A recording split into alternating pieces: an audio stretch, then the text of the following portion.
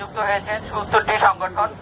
ঢাকায় জাতীয় পার্লামেন্টের সামনে থেকে আমরা বন্দী মানবাধিকার কর্মীদের মুক্তি দাবি করছি এবং বাংলাদেশ থেকে একমাত্র আলোকচিত্রী শহীদুল আলম এখন ফ্লোরিডায় আছে।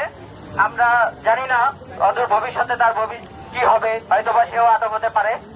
আমরা পুরো ফ্লোরিডার নিরাপত্তা দাবি করছি এবং যতজনকে গ্রেফতার করা হয়েছে তাদেরকে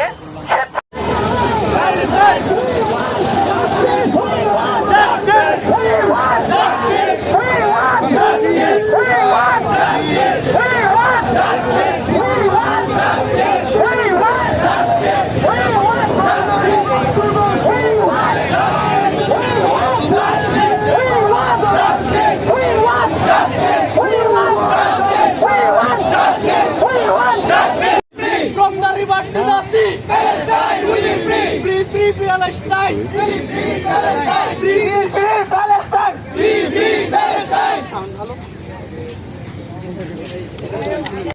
হ্যাঁ পরিচিত নাই, আমাদের একজন ছিল নাফি ভাই, ওই ডাক্তার নাফি ভাই।